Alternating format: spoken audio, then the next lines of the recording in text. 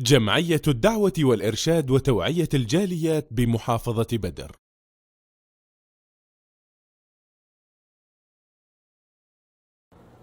الحمد للہ رب العالمین والصلاة والسلام علی اشرف الانبیاء والمرسلین اما بعد۔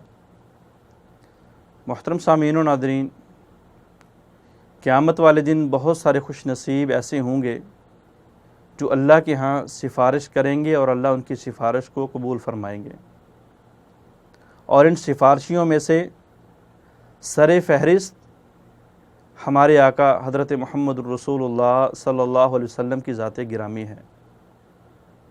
آقا علیہ الصلاۃ والسلام نے فرمایا، انا سید ولد آدم یوم القیامت ولا فخر علی، کہ میں قیامت والے دن تمام انسانیت کا سردار ہوں گا، میرے ہاتھ کے اندر حمد کا جھنڈا ہوگا، سارے کے سارے انبیاء کرام اور ساری کی ساری امتیں، سارے کے سارے لوگ میرے جھنڈے کے نیچے ہوں گے۔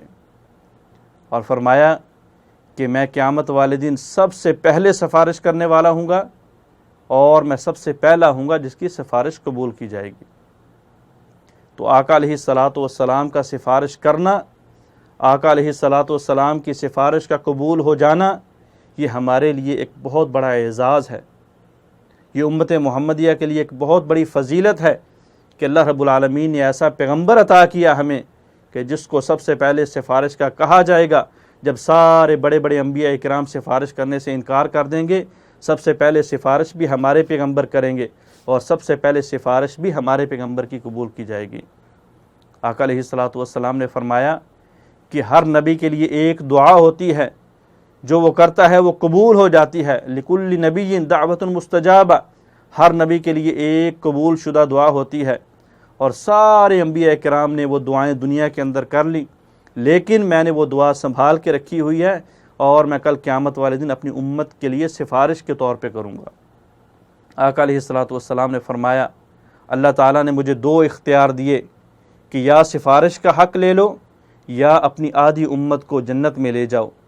تو نبی علیہ الصلاۃ والسلام نے فرمایا، میں نے سفارش والے آپشن کو قبول کیا اور آدھی امت کو جنت میں لے جانے سے انکار کر دیا۔ مطلب یہ ہے، مفہوم یہ ہے، خلاصہ اس حدیث کا یہ ہے کہ آقا علیہ الصلاۃ والسلام سفارش کے ذریعے آدھے سے زیادہ امت محمدیہ کو جنت میں لے کے جائیں گے۔ اور نبی علیہ الصلاۃ والسلام کی سفارش کس کے لیے ہوگی؟